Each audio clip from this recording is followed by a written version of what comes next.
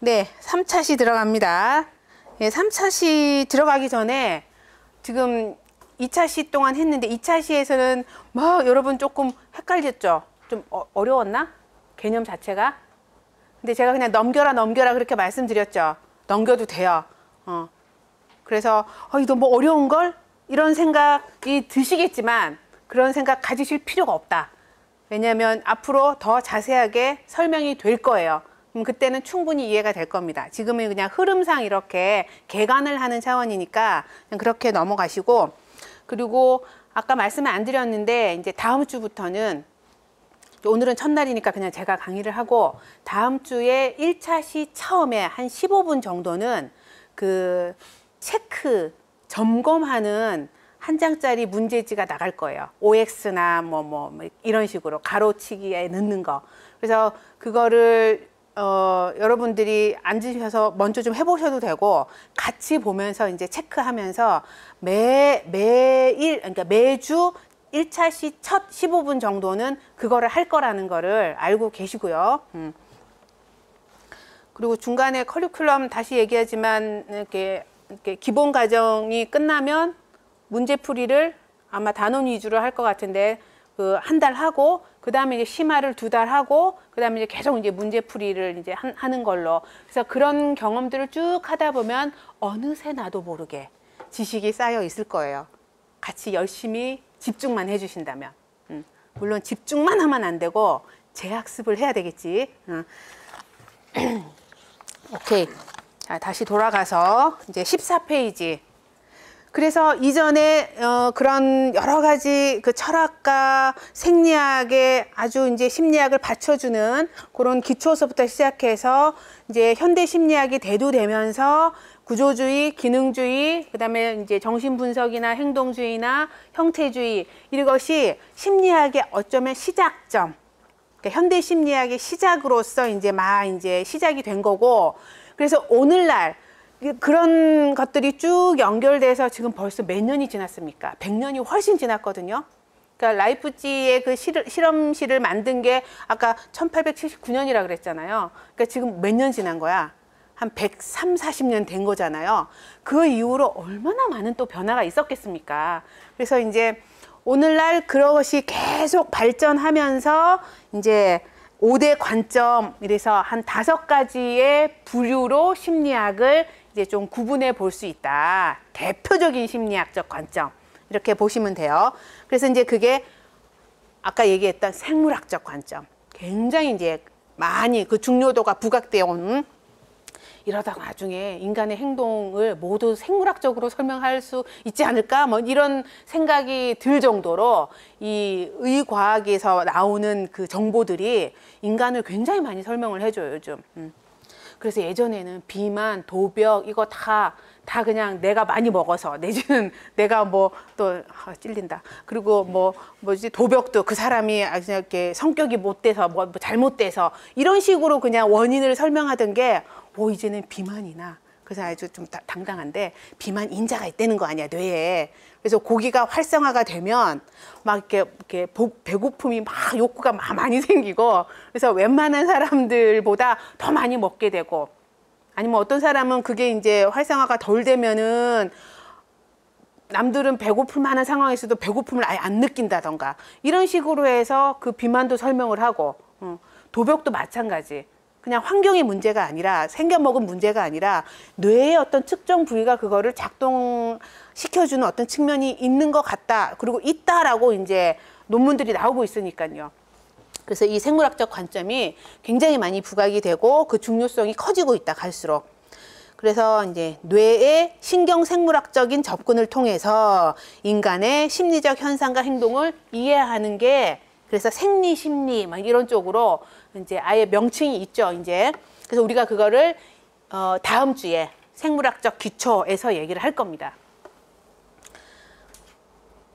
그래요. 내용도 이제 그런 내용으로 볼 거니까 다음 주에 바로 할 거니까 요거는 그냥 넘어가요, 일단. 그 다음에 이제 여전히 그 현대 심리학의 대두에서 계속 중요하게 역할을 하고 있는 게 행동주의적 관점이에요. 그래서 아까 말한 고전적 조건 형성, 조작적 조건 형성이라고 하는 학습의 중요한 원리들이 지금까지도 인간의 행동을 이해하는데 아주 중요한 원리로 지금까지 얘기를 하고 있는 거고요. 그래서 우리가 보통 학습 이러면은 뭘 배웠다 이거를 얘기하기가 쉬운데, 뭘 배웠다 보다는 여기서 강조하는 건 그거를 배우도록 어떻게 작동을 했나, 그걸 강조를 하죠. 어떻게 그거를 배울 수 있게 만들었나, 이제 그거. 그래서 어떻게 조건화가 됐느냐, 이제 이거를 강조하는 거죠. 근데 이제 아까 말한 것처럼 이게 인지적인 측면이 있잖아요. 고도의 인간의 그 정신 과정.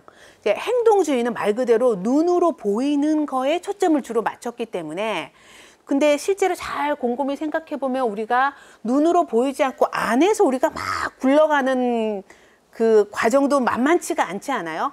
남들이 이렇게 봐도 아무리 봐도 알 수 없는 나 안에서 막 혼자 굴러가는 어떤 과정들이 있거든. 그게 주로 인지적인 게 많아요.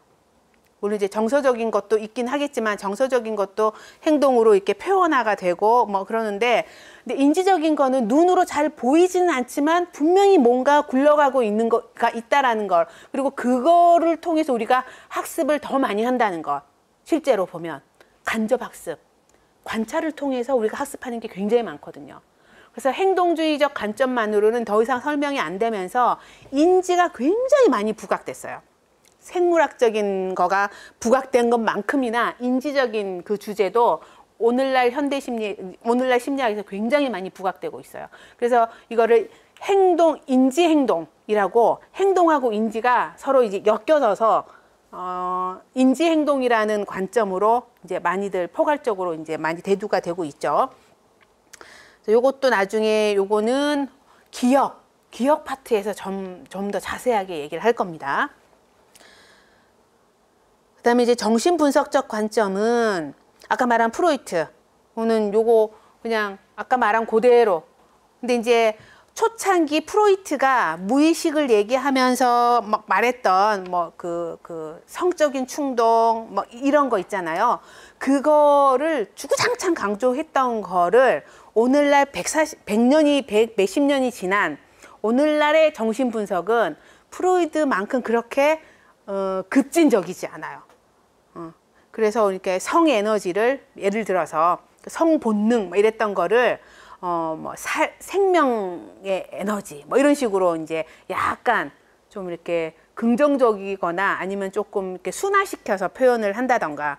그래서 죽음의 본능 이랬던 것들도 죽음의 본능이 아니라 요새는 그냥 공격성 이렇게 이제 말을 바꾸거나 이런 식으로 해서 조금 더 포괄적으로 꼭 섹슈얼한 거에만 초점을 맞추지 않고 전반적인 어떤 좀 더 다른 에너지를 얘기하면서 인간의 행동을 설명하고 있죠.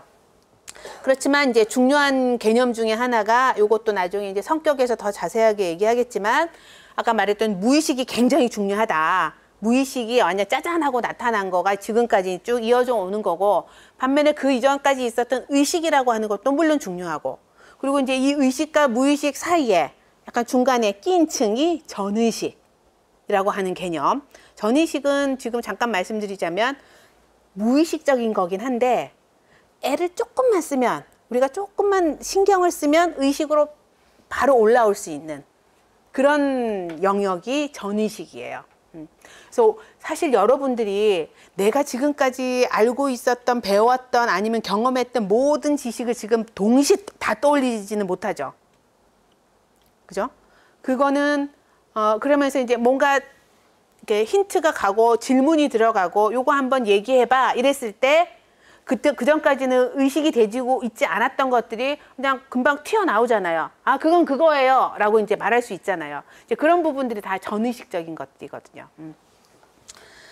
그 다음에 또 하나 이제 중요한 게 많이 들어보셨을 거예요. 이드, 에고, 슈퍼에고.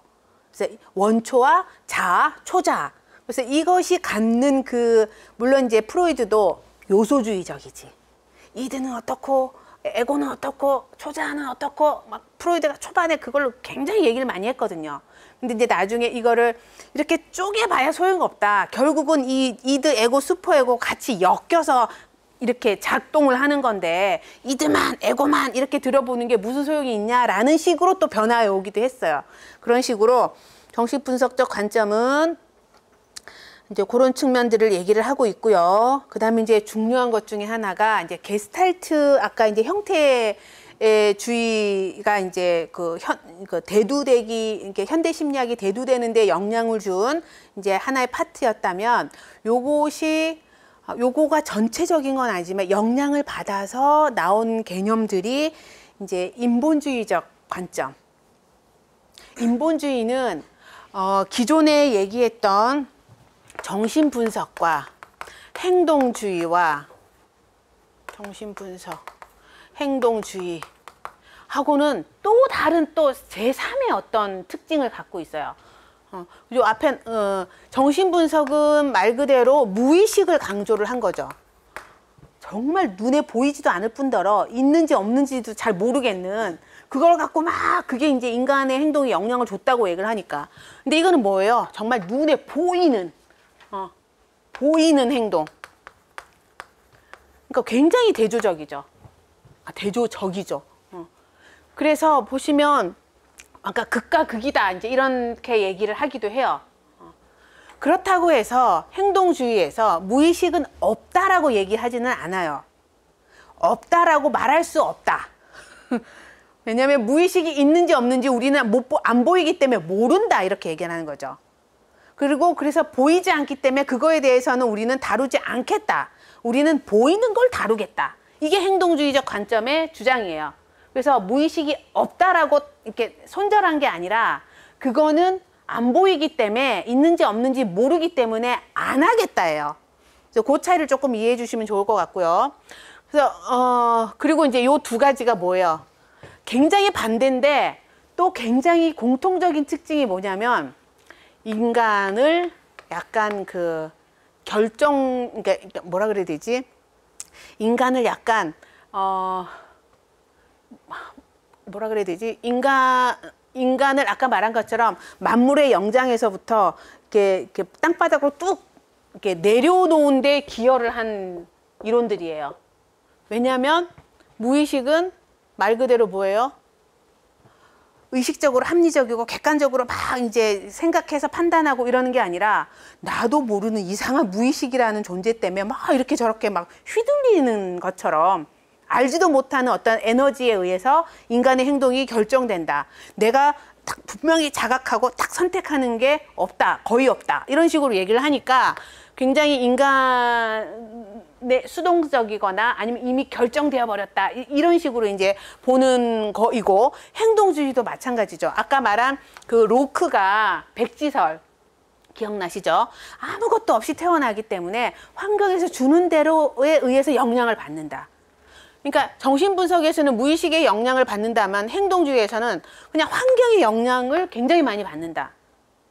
그래서 순수하게 또 역시 내 의지라던가 이런 거 무관하게 그냥 주변에서 쿡 찌르면 아야 하고 뭐 이거 하고 연결시켜주면 그냥 그대로 가고 굉장히 수동적이고 이제 뭐 이런 인간 존재를 또 묘사하고 있는 거거든요. 안 좋게 보면. 근데 그거에 비해서 인간 중심적 인본주의는 뭐예요? 네가 잘났다. 인간이 최고다. 이거거든. 또 한편으로는. 어떤 면에서 인간은 모든 걸 할 수 있는 잠재력과 가능성을 갖고 있어. 그리고 인간은 태어날 때부터 이렇게 나를 실현하기 위해서 그쪽 방향을 향해서 끊임없이 가려고 하는 의지도 있어. 막 이러면서 막 이렇게 인간 중심적으로 인간을 가능성, 미래지향적인 것들을 많이 이제 강조를 하죠. 그래서 이제 인간 중심, 인본주의. 그래서 이게 어떻게 보면 구조주의와 기능주의를 제외하고 우리가 이제 심리학 그야말로 이제 오늘날 심리학 파트로 보면 뭐 1, 2, 그래서 3 이렇게 이제 넘버링을 많이 붙여요. 이제 교재의 목차도 보면은. 그래서 이제 요거는 이런 거하고는 또 또 다른 세 번째의 움직임인데 이게 인간을 좀 더 중요하게 생각하자. 인간의 어떤 가능성과 존재 가치를 좀 더 이렇게 좀 인정하자. 이런 차원에서 얘기를 하는 거라서 인간성 회복, 그러니까 제2의 인간성 회복 운동이다. 이렇게도 얘기를 해요. 그러니까 제2의 르네상스 운동이라고 보는 거죠. 그래서 이거는 일종의 인본주의는 심리학이라고도 얘기를 하겠지만은 하나의 사회적 운동, 사회적 운동이다. 이렇게 보기도 해요. 인본주의의 흐름을. 왜냐하면 이 인본주의가 꽃을 피운 게 언제냐면 50년대, 60년대, 70년대, 그러니까 특히 5, 60년대거든요. 그때 미국에서 어떤 일이 있었어요? 흑인 인권 운동, 여성주의 운동 이런 게 같이 막 맞물리면서 이제 그 인본주의가 더 꽃을 피웠거든요. 그러니까 사회적으로 봤을 때 인간 존재에 대한 어떤 그 평등성, 존재 가치 이런 거를 굉장히 많이 강조를 하는 그런 차원이어서 이게 하나의 사회적 운동으로도 여겨지는 것이지요. 그래서 여기 보시면 이제 메슬로우나 로저스라는 사람에 의해서 나오는데 요번에 메슬로우도 시험에 문제 나왔어요. 나왔는데 아까 말한 것처럼 잠재력, 자기 실현, 독립성, 그러니까 인간의 좋은 측면을 굉장히 많이 강조를 해요. 부정적인 것보다는. 그래서 어떻게 보면 그 정신분석은 이렇게 비유하면 조금 또 이제 누가 야단치는 어른들도 있을 수 있겠지만 심리학 원로들 중에서는 굳이 이제 이해하기 쉽게 얘기를 한다면 정신분석은 성악설. 이거는 아무것도 아닌 거. 이것도 아니고 저것도 아닌. 왜냐하면 백지니까. 근데 인본주의는 성선설. 이런 개념으로 조금 비유를 해도 무방하겠다.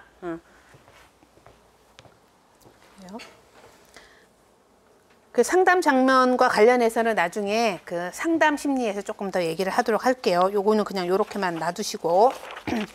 그래서 마지막 16페이지에 보면 이 5가지 그 관점을 개념적으로 어디에 초점을 맞췄느냐. 그러니까 주제가 뭐냐. 그 다음에 인간관은 어떠냐. 정신과정을, 그러니까 내적인 정신과정이죠. 그거를 얼마나 강조를 하고 있냐. 그리고 환경과 인간 간의 관계를 또 어떻게 보고 있느냐.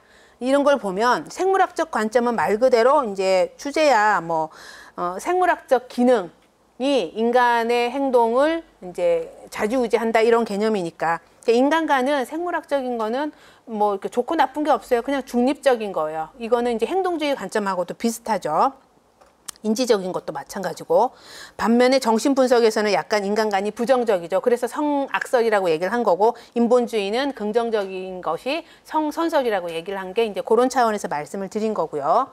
정신과정도 보시면 행동주의 관점은 보이는 것만 위주로 한다고 하다 보니까 최소로 강조를 하고 있는 거고, 그 다음에 이제 최대가 어디냐면 정신분석, 그리고 이제 인본주의, 인지적, 이거 다 눈에 보이지 않는 내면의 어떤 것들을 막 얘기를 하고 있기 때문에 요 밑에 3가지는 다 정신 과정을 많이 강조를 하고 있고요. 그 다음에 환경과 인간관계에서는 행동주의는 당연히 환경이 전적으로 중요해. 환경에서 어떤 걸 받아들이냐에 따라서 이제 사람이 이런 사람 되고 저런 사람이 되고. 그래서 아까 말했던 그 왓슨 같은 사람 같은 경우에는 나에게 10명의 아이를 다오. 그럼 내가 한 놈은 판사를 만들고, 한 놈은 도둑을 만들고, 한 놈은 뭐를 만들고 다 만들 수 있다. 이런 식으로 얘기를 할 정도였으니까. 그래서 이제 환경의 중요성을 굉장히 많이 강조를 했다면, 인지적은 약간 중간이고, 나머지는 다 인간 자체에 굉장히 이제 초점을 많이 맞췄다. 환경보다는 그런 얘기를 할 수가 있겠어요. 자, 그래서 대충 여기까지 심리학에 대해서 정말 이렇게 훑어본 거고요. 그 다음에 이제 그런 심리학을 어떤 식으로 우리가 이제 탐색을 하는가, 인간을 어떤 방식으로 이해하기 위한 방법을 사용하는가, 이제 그 얘기가 연구 방법으로서 이제 파트 2. 그래서 이제 연구 방법뿐만 아니라 이제 실제로 그 연구 방법에서 사용되는 측정 방법은 또 뭐냐, 이런 식으로 좀 볼게요. 자, 그래서 이제 18페이지 들어가 보시면 아까 이제 심리학은 과학적인 접근이기 때문에 당연히 연구도 인간의 행동을 이해하기 위해서는 과학적으로 접근을 해야 되고, 과학적으로 접근을 한다는 건 실제로 객관적으로 이렇게 뭔가 이렇게 체계적인 어떤 방법을 통해서 뭔가를 봐야 된다는 건데, 그게 이제 우리가 경험론이다. 그러니까 경험론이 뭐냐면 다른 거 없어요. 철학이 굉장히 형이상학적으로 그냥 이럴 거 아닌가, 저런 거 아닌가, 이럴 거야, 저럴 거야, 그러면서 막 그냥 이렇게 뭐 생각의 나래를 펼치는 거로 끝이 난다면, 해보는 거야. 그런지 아닌지 검증을 해본다라는 차원에서 경험적이라는 거죠. 실제 그런지 아닌지 해보는 거, 그게 이제 그런 차원에서 경험. 그리고 이 해보는 거의 방법으로서 우리가 아까 말한 관찰이라고 하는 거를 굉장히 중요하게 생각을 한다. 그래서 관찰은 과학으로서의 관찰, 심리학 연구 방법으로서의 관찰은 체계적인 관찰이어야 돼요. 우리가 관찰은 그냥 본다라는 의미도 있잖아요. 그냥 우리가 일상 삶 속에서 보는 거는 목적이 없죠. 그냥 이렇게 눈에 걸리는 대로 그냥 비춰지는 것도 다 보는 거지. 그냥 내 눈에 들어왔어. 그것도 하나의 보는 거고, 그렇지만은 이 연구 방법에 있어서의 체계적인 관찰이라고 하는 거는 결국 목적을 갖고 본다라는 의미예요. 그냥 보는 것이 아니라 목적을 갖고 왜 보는지 이유가 있는 거죠. 그 이유가 하나의 목표가 되는 거고, 그래서 목표를 갖고 보는 관찰이 굉장히 중요하다. 오케이. 그래서 이제 그게 이제 경험이고요. 해보는 거기 때문에. 그리고 이제 다시 말해서 과학적이라고 하는 이거는 뭐냐면 주관을 배제하는 거예요. 주관이 내가 생각할 때는, 내가 볼 때는, 내 느낌에는 막 이런 건 다 배제하라는 거지. 그래서 정말로 이렇게 논리적일 수 있어야 되는 거예요. 그래서 체계적인 관찰, 여기 이제 다시 얘기를 나오고, 그래서 이제 체계적인 관찰을 어떻게 할 것인가, 그걸 우리가 이제 소위 말해서 설계를 해야 되는 거야. 우리가 주식판에서만 설계를 하는 게 아니고 실제로 좋은 설계를 이제 심리학 연구를 할 때, 그래서 어떤 방식으로 관찰을 체계적으로 잘 할 것인가에 대한 계획이 이제 연구 설계가 되는 거예요. 디자인을 하는 거지, 우리가 소위 말해서. 그래서 이 설계가 말 그대로 디자인이에요. 원어를 보면. 그래서 대상이 되는 현상을 잘 관찰해서 관찰하고, 그리고 어떤 식으로 자료를 수집할 건가. 아까 관찰한 걸 잘 기록해야 된다 그랬잖아요. 그래서 이제 기록 방법도 어떤 방법으로 기록할 건가 부터 시작해서, 이게 동물이든 사람이든 대상으로 했을 때, 우리가 심리학의 연구 대상은 사람만은 아니에요. 어쩌면 동물 연구를 통해서 인간에게 적용시키는 것도 굉장히 많기 때문에 많은 파트에서는, 특히 감각 지각과 관련해서는 동물 실험이 굉장히 많습니다. 생리심리도 마찬가지고. 그래서 그 대상을 관찰을 어떻게 할 거고, 또 그리고 그 대상을 어떻게 마련을 할 것이며, 그러니까 마련을 일단 해야죠. 우리가 만약에 예를 들어서 여러분 성인 남성들의 뭐 사회성과 관련된 연구를 하고 싶다. 그러면 이제 성인 남자들의 사회성을 보려면 성인 남자들을 이렇게 모아야 되잖아요. 그러면 이 성인 남자들을 어떻게 모을 것이고 누구를 모을 것이냐. 성인 남자면 그러면 이 대한민국의 그 만 20세 이상에서 이제 모든 남자들을 다 해야 되느냐. 그거는 현실적으로 불가능하잖아요. 그래서 소위 말해서 샘플링을 해야 되거든. 표본을 이렇게 뽑아야 되거든요. 그럼 그 표본을 어떻게 할 거냐. 이것도 하나의 방법론적으로 굉장히 중요한 연구 설계에 들어가는 거죠. 오케이. 그래서 그런 계획이에요. 계획을 세우는 게 연구 설계고요. 그래서 우리가 과학적으로 연구하는 그것에 이제 단계가 있는데, 일단은 제일 먼저 이 연구를 내가 왜 하고 싶은지, 뭘 보고 싶은지, 뭘 알고 싶은지가 선정이 돼야 되잖아. 그게 연구 문제를 설정하는 거예요. 연구 문제. 연구 문제는 가설의 형태로 이제 진술이 될 수 있는데, 예를 들어서 아까 말한 것처럼 성인 남성의 사회성과 관련해서 뭔가를 보고 싶다. 그러면 연구 문제를 말 그대로 성인 남성들의 사회성이 어떠한가. 근데 이건 굉장히 포괄적인 거고요. 그냥 제가 그냥 극단적으로 예를 든 거고, 아니면 20대 도시, 뭐 대학생, 아니면 또 어디 20대이지만 20대 중에서도 대학생 말고 취직한 사람들, 직장인 20대 남성들의 직장 내 상사와의 관계 이러면 훨씬 줄어들었죠. 그냥 성인 남자의 사회성에서부터 확. 그래서 그럼 20대 직장을 다니는 또 어디서 도시에서 지역도 이렇게 더 세부적으로 만들 수 있고, 그래서 대도시에 살고 있는 20대 직장 남성들의 직장 내 상사와의 관계에 대한 연구다. 그러면 이제 뭔가 내가 이 20대 도시에 사는 직장 남자하고 그들의 그 상사와의 관계와 관련해서 뭔가 궁금한 게 있는 거잖아요. 알고 싶은 거잖아. 그게 이제 연구 문제의 시작이 되는 거죠.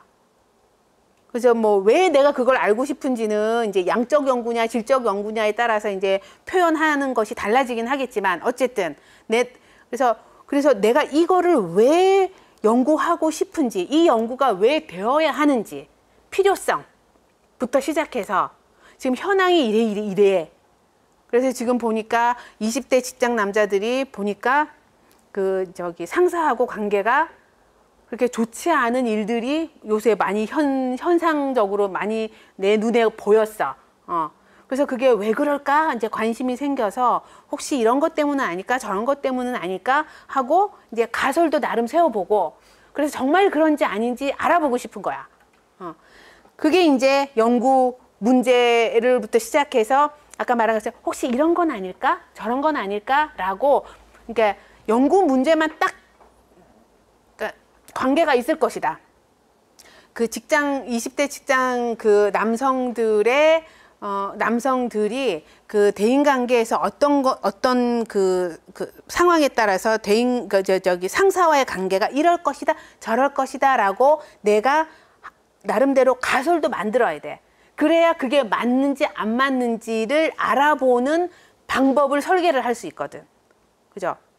그래서 이제 현상은 관심 있는 주제가 있고, 그 다음에 그것이 아마 이래서 이렇지 않을까? 저래서 저렇지 않을까? 기존에 나와 있는 논문들이나 여러 가지 기존의 이제 참고 문헌들을 통해서 이런 이론들이 있었는데 요거에 비추어서 보면 혹시 이런 거 아닐까? 저런 거 아닐까? 한국의 20대 남자들은 그런 게 아닐까? 라고 이제 가설도 이제 개발을 하고, 그래서 이제 그 가설이 정말 그런지 아닌지 이제 본격적인 연구 방법 설계를 통해서 이렇게 알아보고 저렇게 알아보는 방식을 이제 써서, 이 가설이 그러네? 아니네? 라고 이제 기각이 될 건지, 아니면은 이제 채택을 할 건지, 그게 이제 결정이 되는 거죠. 그걸 가설 검증이라고 얘기를 해요. 그래서 연구 문제가 선정되면 그에 따른 가설을 만들고, 그 가설이 정말 그런지 아닌지 검증을 해보고, 사실 검증하는 거가 굉장히 크지. 덩어리가 제일 크지. 그리고 이제 그 검증 결과가 나오잖아요. 그러면 그 검증한 결과로 그냥 결과만 이렇게 수치가 나왔어, 이렇게 현상이 나왔어 라고 내놓는 건 별 의미가 없어. 이것이 이렇게 나온 결과가 어떤 의미가 있는 걸까라고 풀이도 해줘야 돼. 그게 결론이에요. 그래서 이제 결과와 결론은 달라. 결과는 그냥 드러나는 어떤 그냥 날것의 그냥 현상일 뿐이에요. 근데 이 현상을 우리가 어떻게 보면 좋을까라고 의미 부여하는 것까지 가는 게 결론을 내리는 거예요. 그래서 이런 연구 문제 설정, 가설 설정, 가설 검증, 그리고 그 가설이 나온 결과에 대한 결론. 그래야 이제 이게 제대로 된 과학적 연구 방법의 단계를 거친 거다, 이렇게 얘기를 할 수가 있죠. 그러니까 보충은 이론과 가설은 뭐가 다르냐? 그러니까 가설이 좀 더 근거를 많이 갖고 있는 게 이론이다, 이렇게 보시면 돼요. 그러니까 이론도 하나의 가설이에요. 그런데 여기 보시는 것처럼 어떤 현상에 대해서 이제 가설을 그럴듯하게 체계적으로 잘 가설을 제시한 게 이론이고, 가설은 정말 그것을 그런지 아닌지 검증을 해야 되는 형태의 진술이다. 그래서 이 가설이 잘 검증이 되면 좀 더 확고한 이론으로 나아갈 수 있는 거고, 그래서 검증이 안 되면 그 이론이라고 말하기가 애매하고 그냥 하나의 그냥 한낱 가설, 여전히 가설에 머무를 수도 있고, 아니면 가설 자체도 형성이 안 될 수도 있고, 이제 기각이 되면은. 그래요. 그래서 요거는 그냥 보세요, 여러분들. 보충이니까. 자, 그래서 이제 연구 방법을 보면 이 연구 방법도 크게 뭘로 나뉜다? 기술 연구, 상관 연구, 실험 연구. 그래서 이제 실험 연구와 관련해서 시험이 곧잘 나옵니다. 근데 이제 기술 연구부터 보면, 기술은 아까 뭐라 그랬어요? 디스크립션 하는 거라 그랬죠. 그래서 현상이 지금 어떻게 벌어지고 있다, 지금 현황이 어떻다, 이거를 보여주는 게 기술 연구예요.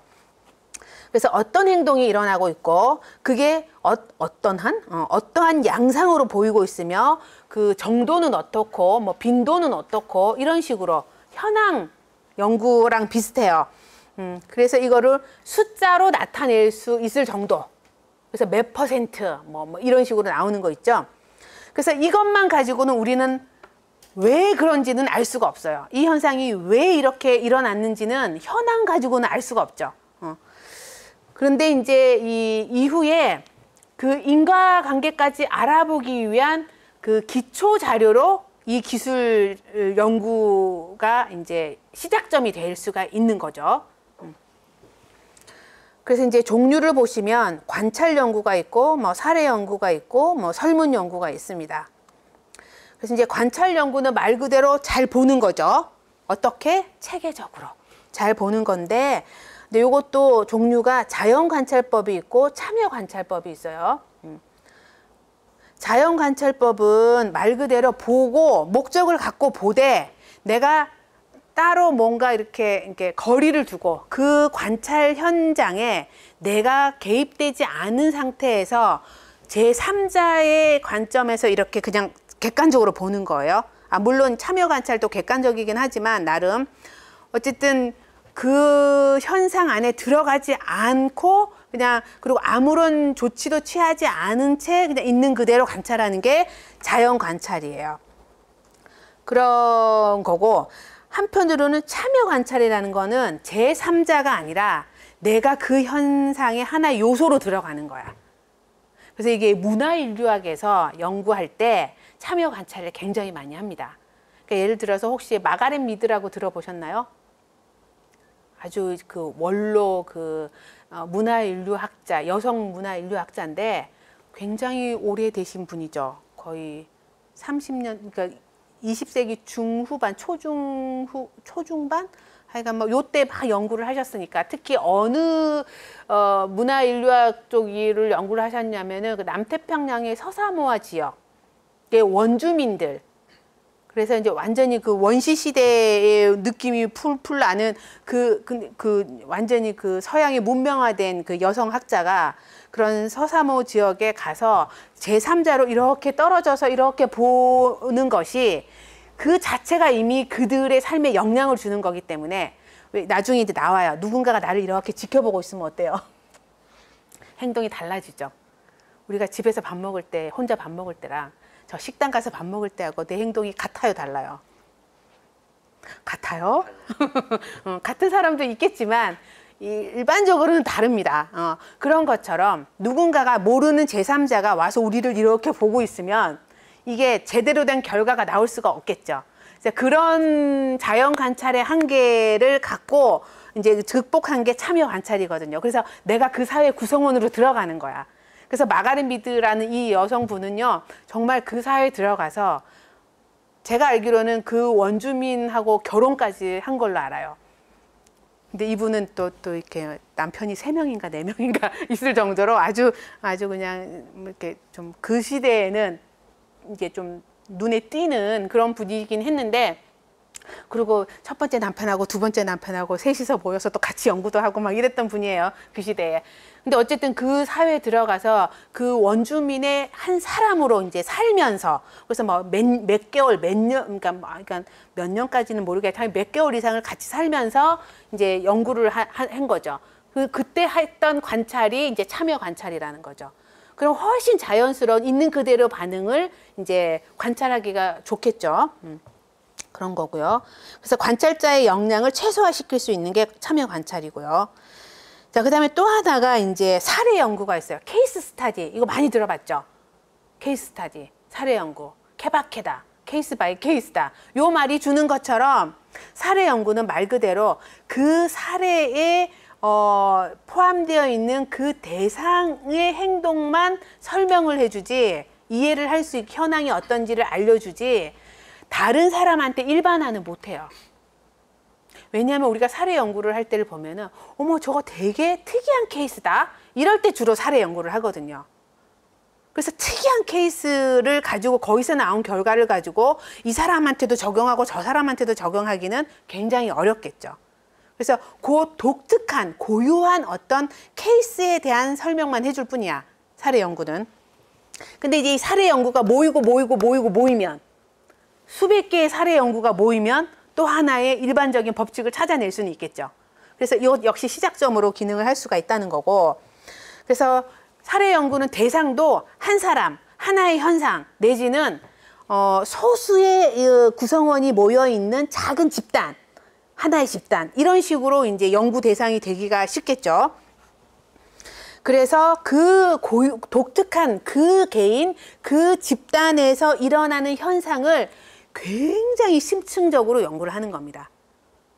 그래서 완전히 그 사람에 대한, 그 집단에 대한 모든 자료를 있는 거 없는 거 다 심층적으로 다 끄집어내서 그걸 다 펼쳐놓고 보는 거예요. 그래서 아까 말한 것처럼 굉장히 특이하거나 복잡하거나 이런 케이스 경우에 사례 연구를 많이 해요. 그래서 우리가 이제 사례 연구가 많이 나오는 경우가 의학 파트에서 환자들 대상으로 임상 장면, 아까 프로이트처럼 프로이트의 연구법이 주로 사례 연구법이 많아요. 왜냐하면 임상 상황에서 환자가 오면 이 환자 굉장히 특이하거든. 보통 사람들하고 너무 다른 모습을 보이거든. 이거 뭐지? 이러면서 그 사람의 과거부터 시작해서 쫙 정보를 수집을 하는 거예요. 아, 이 사람이 이런 프로세스, 이런 그 다이나믹 속에서 지금 오늘날 이 시점에 이런 문제가 그래서 이렇게 나타났구나 라고 그 사람에 한정시켜서 결과가 나오는 거죠.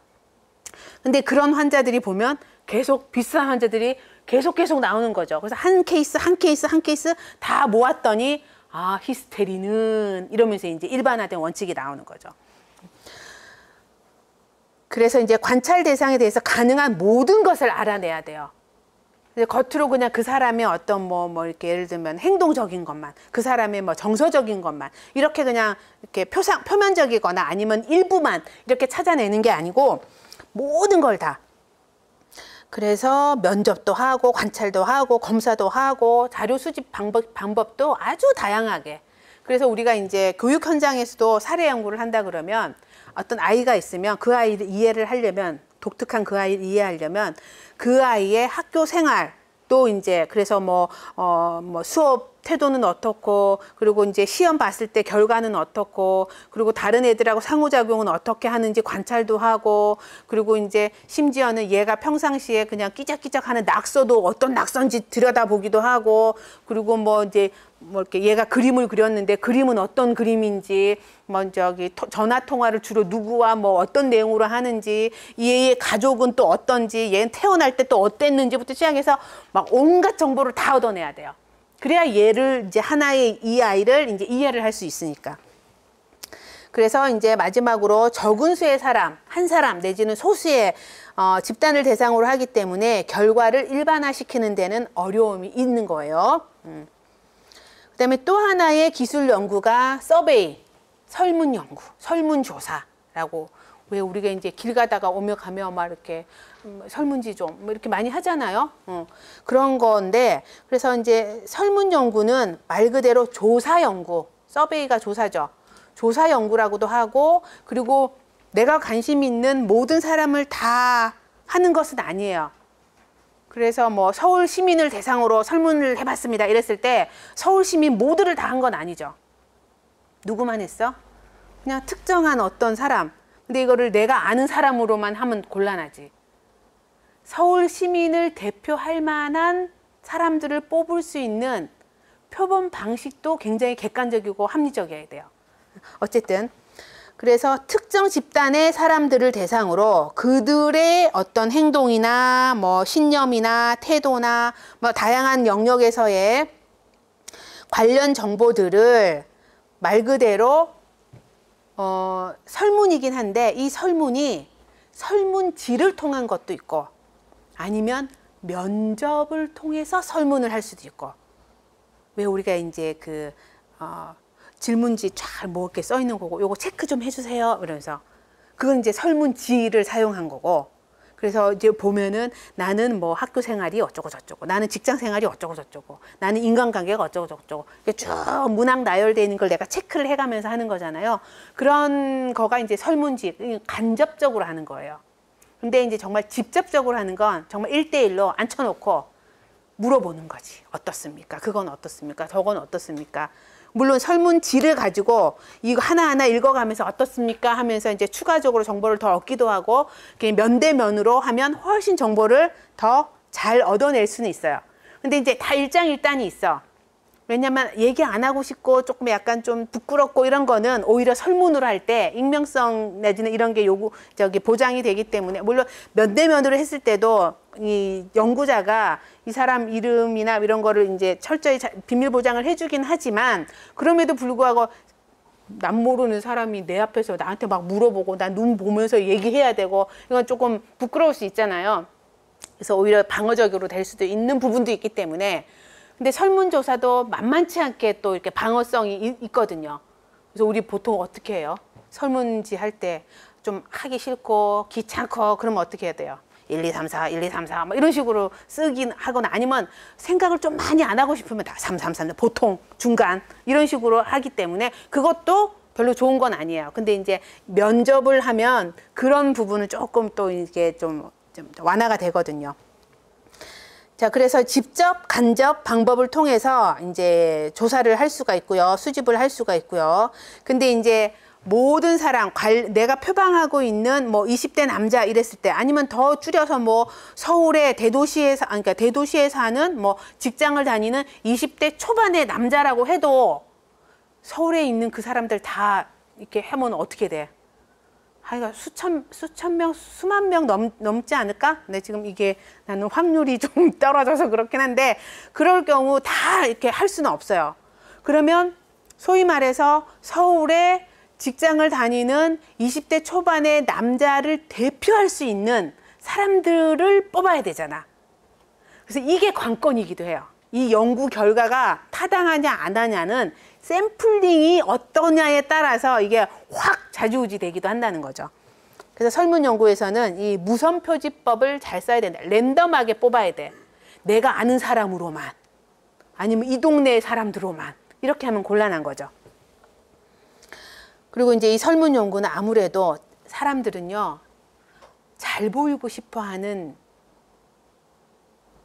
욕구가 기본적으로 있어요. 잘 보이고, 그걸 이제 사회적 바람직성이라고 얘기를 하죠. 잘 보이고 싶어요. 난생 이렇게 뭐 생판 모르는 사람한테는 더더군다나 말할 것도 없고, 잘 아는 사람한테도 좋은 모습 보여주고 싶지 막 이상한 모습 보여주고 싶지 않거든.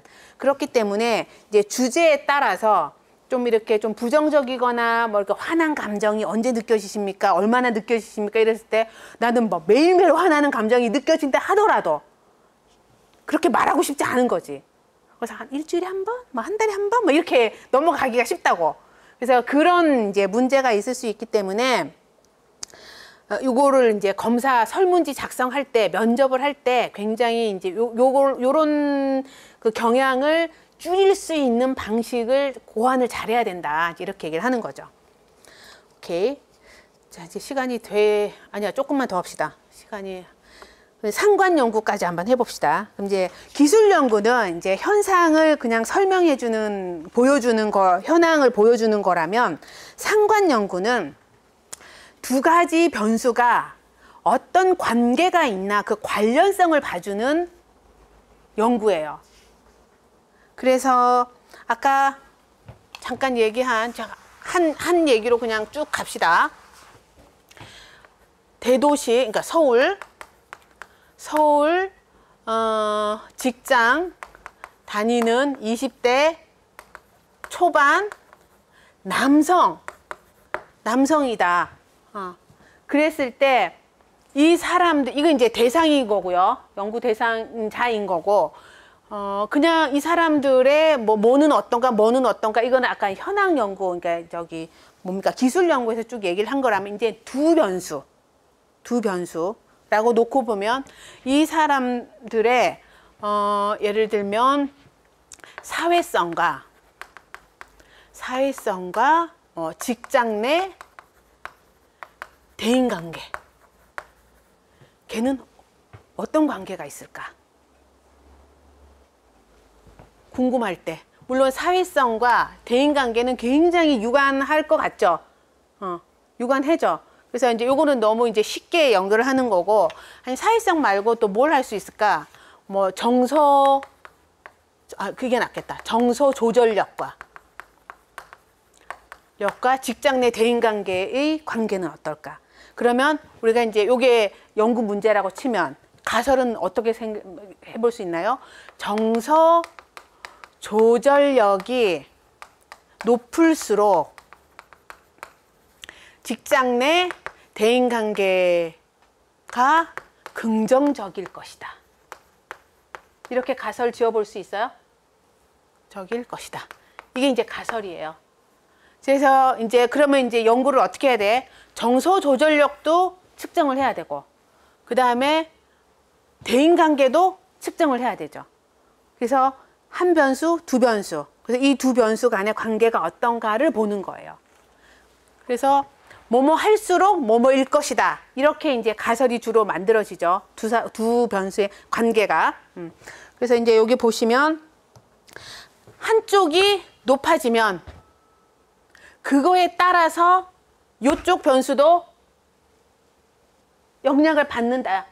영향을 받는다는 게 인과관계가 있다는 얘기가 아니에요. 이거 굉장히 이제 우리가 조심해서 들여다봐야 되는 건데, 뒤에 나올 실험 연구는 인과관계를 봐줘요. 얘가 얘를 이끌었구나. 얘가 얘한테 영향을 줘서 이렇게 변화시켰구나. 이렇게 보는데, 상관 연구는요, 누가 누구를 일으켰다 이렇게 볼 수가 없어요. 그냥 얘하고 얘가 서로 관련이 높다, 관련이 없다, 이렇게만 얘기할 수 있어요.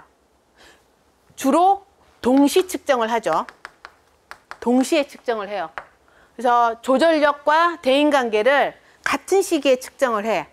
그런데 이게 높을수록 얘도 높아지더라. 요게 높은데 오히려 얘가 더 떨어지더라.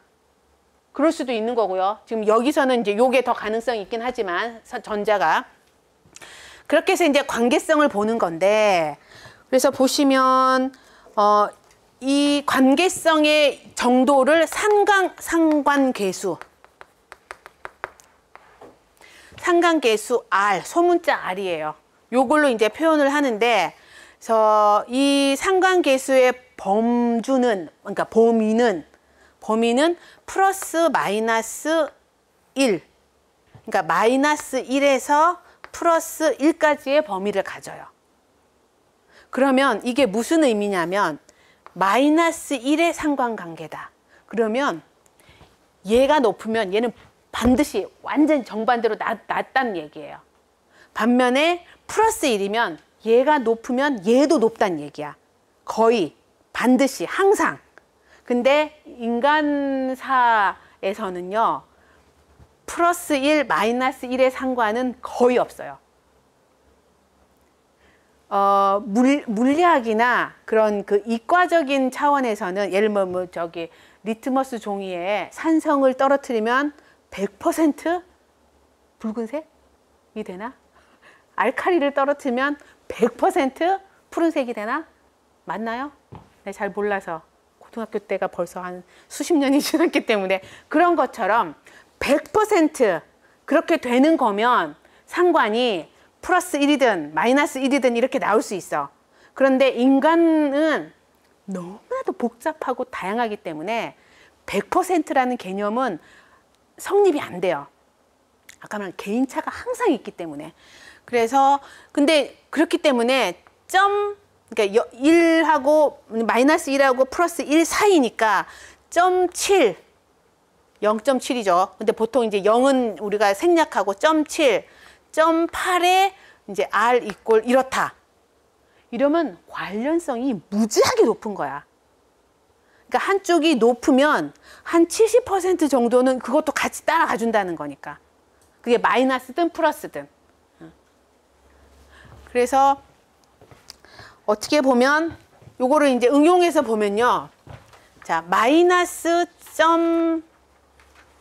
0.5인 경우와 플러스 0.4인 경우 어떤 게 관련성이 더 높아요, 그러면? 마이너스 0.5가 훨씬 관련성이 높은 거예요. 어떤 방향으로? 반대 방향으로. 관련성이 높은 거야. 그러니까 요거 앞에 요거를 빼고 그냥 0.5의 상관이 이제 반대로 있는 거고, 이거는 플러스긴 하지만 0.4 정도의 상관만 있는 거예요. 그래서 관련성은 이런 식으로 이제 보시면 되고요. 저 뒤에가 이제 그런 얘기예요. 부호라고 하는 것은 플러스냐 마이너스냐, 이거는 관계의 관련성의 방향인 거지 관련성의 정도는 아니에요. 정도는 그냥 숫자 그 자체로 보시면 돼요. 그래서 마이너스라도 0.7이면 그냥 무지하게 관련성이 높은 거야. 반대로 관련성이 높은 거야. 그런 식으로. 그래요. 일단 여기까지 합시다. 하시고 10분만 잠깐 쉬셨다가 실험 연구 들어가도록 할게요.